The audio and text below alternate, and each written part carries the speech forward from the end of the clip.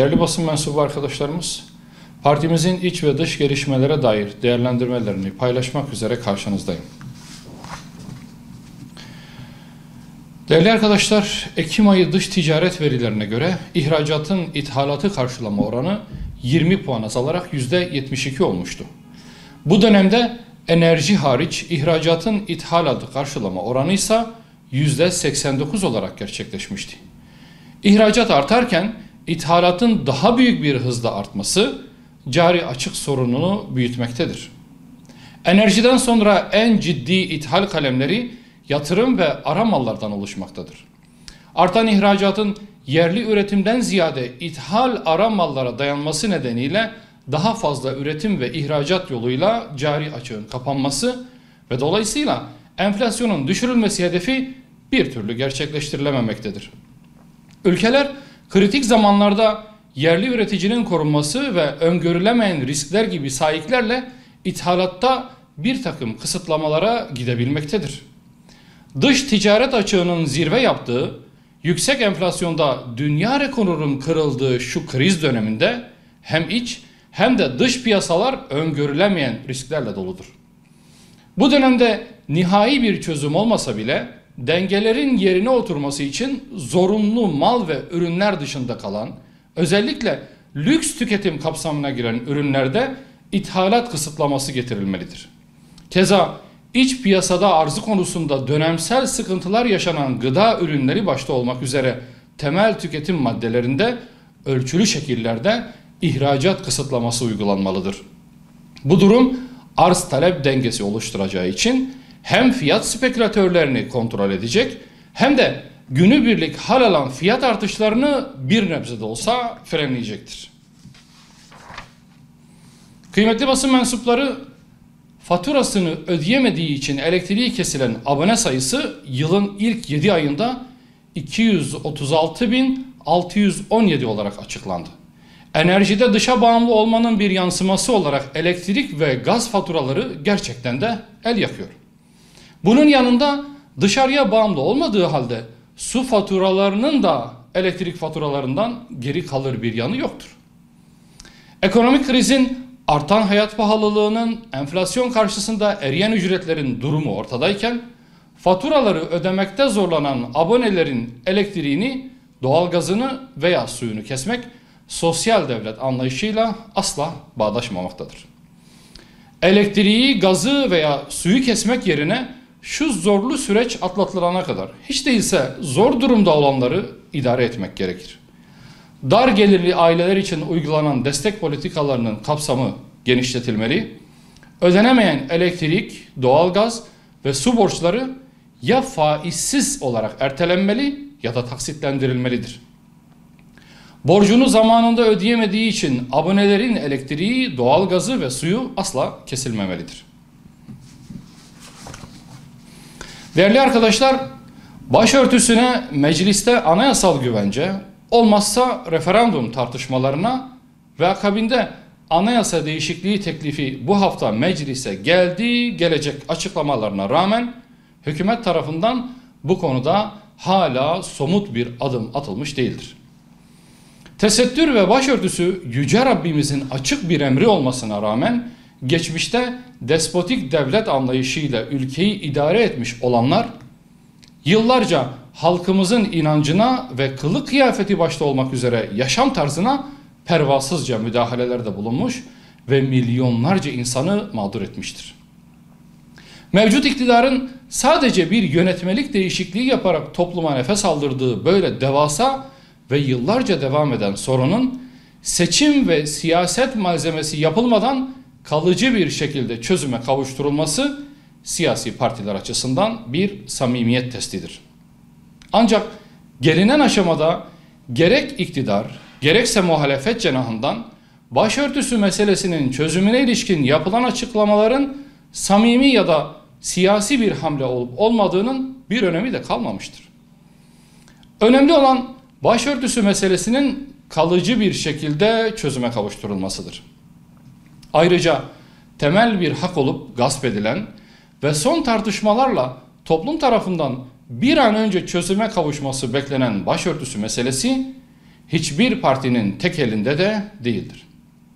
Ez cümle başörtüsüne güvence olacak anayasa değişikliği teklifi derhal meclise sunulmalı ve herkes bu konuda üzerine düşen sorumluluğu yerine getirmelidir.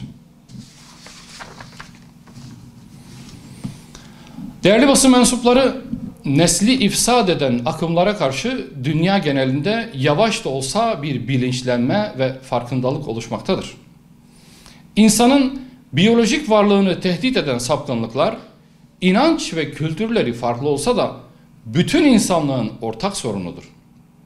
Uzun zamandır Türkiye'de sapkınlığın meşrulaştırılması ve yaygınlaştırılması için planlı ve programlı bir şekilde hareket edilmektedir.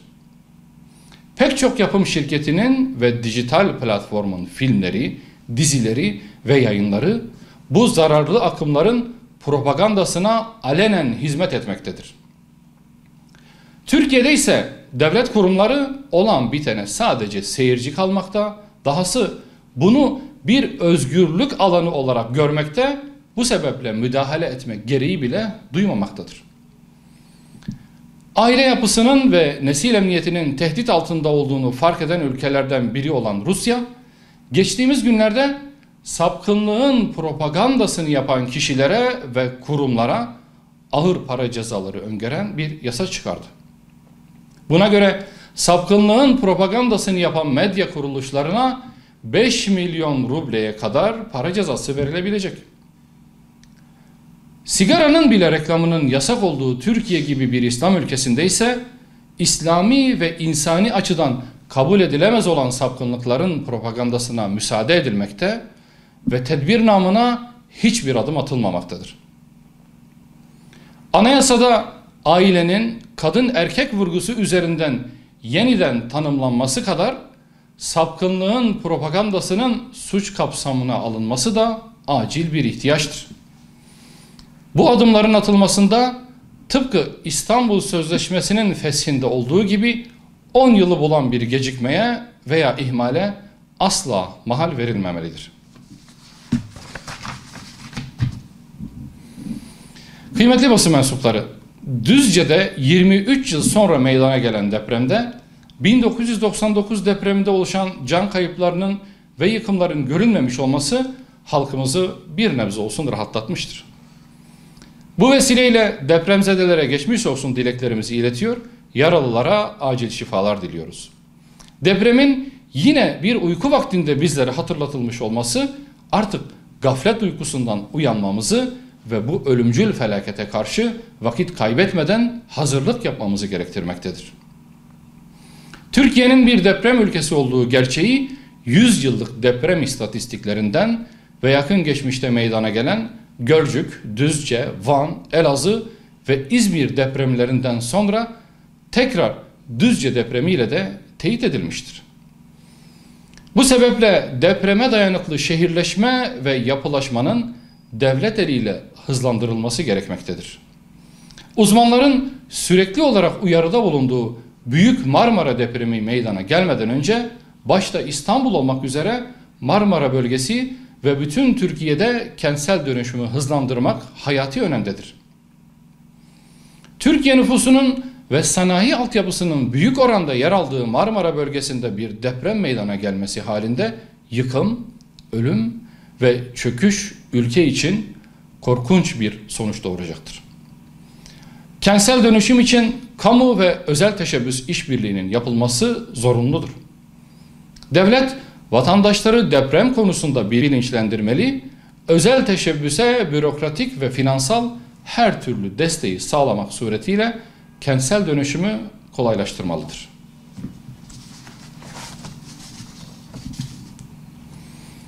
Değerli arkadaşlar, geçtiğimiz günlerde Diyanet İşleri Başkanı Sayın Ali Erbaş'ın öğrencilerin cuma günü camide namazda olması gerektiği şeklinde bir açıklaması oldu. Söz konusu açıklama geç kalınmış olsa da yerinde bir açıklamadır. Bir İslam ülkesinde öğrencilerin cuma namazına gidememesi kadar acı bir olay olamaz. Bilindiği üzere tüm Hristiyan ülkelerinde pazar günü tatildir. Dileyen her Hristiyan pazar günü hiçbir sıkıntı yaşamadan ibadetini yapabilmektedir. Ancak ne acıdır ki ülkemizde öğrenciler cuma günü cuma saatinde okuldadır. Cuma namazına gitmek isteyen öğrenciler birçok sıkıntıyla karşı karşıya kalmaktadır. Her türlü sosyal etkinliğin okullarda çok rahat yapılabildiği bir dönemde ibadet konusunda ise sürekli sorun yaşanmaktadır. Hükümet bu soruna müdahale etmeli ve gerekli adımları derhal atmalıdır. Daha önce memurların cuma namazına gidebilmesi için biliyorsunuz saat düzenlemesi yapılmıştı. Benzer bir düzenleme öğrenciler için de yapılmalıdır. Bir İslam ülkesinde farz olan bu ibadeti yerine getirmek isteyen gençlerimiz cuma namazına gitmekte sıkıntı yaşamamalıdır. Kıymetli basın mensupları, Cumhurbaşkanı Sayın Erdoğan uzun süredir ilişkilerin dondurulduğu Mısır ve Suriye ile görüşmelerin yeniden başlayacağı sinyalini verdi. Türkiye'nin Suriye ve Mısır yönetimleriyle kuracağı ilişki ön şartsız olmamalıdır. Mısır'da Müslüman Kardeşler Teşkilatı başta olmak üzere muhaliflere yönelik baskılar hala devam etmektedir. Ülkede yüzlerce muhalif haksız yere ağır hapis ve idam cezalarına mahkum edilmiştir. Suriye'de ise 11 yıldır devam eden iç savaşta siviller hedef alınmaya devam edilmekte ve rejim savaşın sona ermesi için adım atmaktan kaçınmaktadır. Bölgede Müslüman halkların yararına yönetimler arası diyalog ve ilişkinin kurulması önemlidir. Ancak ilişkilerin kesilmesine sebep olan gerekçeler göz ardı edilmemeli, çözüm odaklı bir strateji belirlenmelidir. Mısır'da junta yönetimiyle görüşülecekse öncelikle muhaliflere yönelik baskının sona erdirilmesi, idam cezalarının durdurulması yönünde çağrıda bulunulmalıdır. Suriye'de ise öncelikle süresiz ateşkes sağlanmalı, yeni anayasa yazımı ve mültecilerin güvenli geri dönüşü konularında işbirliği yapılmalıdır. Suriye ve Mısır yönetimleriyle ilişkiler sadece devletlerin çıkarları uğruna değil, mazlum halkların menfaatleri de gözetilerek kurulmalı ve geliştirilmelidir. Evet değerli basın mensubu arkadaşlar, benim paylaşacaklarım bunlar. Hepinize hayırlı günler diliyorum.